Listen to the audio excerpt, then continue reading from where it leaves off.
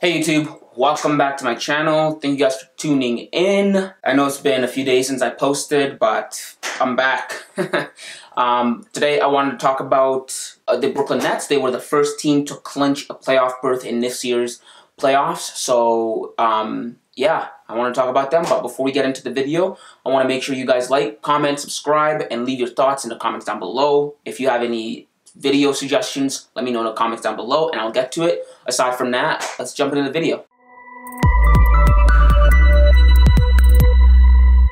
So with the season coming to an end and the Brooklyn Nets being one of the first teams to clinch a playoff berth in this year's 2021 NBA playoffs, I wanted to assess them, and I wanted to assess particularly the stars on their team, right? I wanted to ask who is the most valuable player on the Brooklyn Nets, right? As of making of this video, the Brooklyn Nets currently sit at the top of the Eastern Conference, and they were the first team to clinch a playoff berth in this year's playoffs, and they are sitting comfortably at the top of the Eastern Conference after a whole season of chasing the 76ers for that #1 spot. So now they're poised to finish with the best record in the East, and they are poised to be the dear favorites to come out of the East. And with that being said, I want to assess them. I want to ask the question, who out of the stars on the Brooklyn Nets, who would you say is their most valuable player? Now, I don't want you to get this confused. I'm not asking who the best player is, right? Because every guy on a team is unique in a special skill set. So that's not what I'm asking. For example, Kyrie Irving. Kyrie Irving is the best finisher on the Brooklyn Nets, right? He can finish with his left hand, can finish with his right hand, can make acrobatic finishes, really insane. This allows him to be the Nets closer. He is the Nets, in my opinion, he's the Brooklyn Nets closer because he can hit the toughest of shots, both from an angular standpoint and from a pressure-filled moment standpoint. He can make shots from angles you thought were impossible, and in moments you would crumble. He literally has ice in his veins, right? He is world-class at that. Ask LeBron how that worked for him. Like, I'm pretty sure he appreciated Kyrie Irving in Game 7 in the 2016 finals, but that's Kyrie's specialty. And James Harden, of course. James Harden is the distributor of the ball. James Harden is the best passer on a team and has arguably the best ball IQ on a team. He is the guy, the glue that makes this whole thing tick. He is the engine that makes this whole car run. That's James Harden. That's what he brings to the table, and that's very important. And then there's Kevin Durant. Kevin Durant, do I even need to say what Kevin Durant brings to the table? We all know what Kevin brings to the table. His length, his size, his defensive prowess. Out of all the guys on that team, Kevin Durant, out of the stars on that team, Kevin Durant has the most defensive presence. Kevin Durant, I think, is the best player out of all of these guys, out of James Harden, Kyrie Irving, and Kevin Durant. Kevin Durant is the best player, but I don't think Kevin is light years ahead of James Harden. I think the gap is maybe this big, right? But Kevin Durant, what he brings to the table is being the best player, the best basketball player out of all of them. He can hit shots no one can make. He can hit shots above centers in the paint. He can hit shots above guards in the perimeter. He has the best mid-range shot that I've seen since Michael Jordan. With his length and his size and his mobility, he can get to shots and block shots that some centers can't.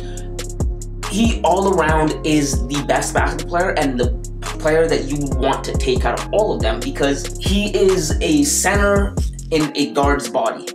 No, it's not even what it is. He has a center's body. He's like a center with guard-like skills. And so that makes him very lethal. And so out of all of them, Kevin Durant is the best player on that team. But with that being said, I have to give the most valuable player to James Harden. Now, some of you guys may be confused. How can Kevin Durant be the best player, yet James Harden is the most valuable player?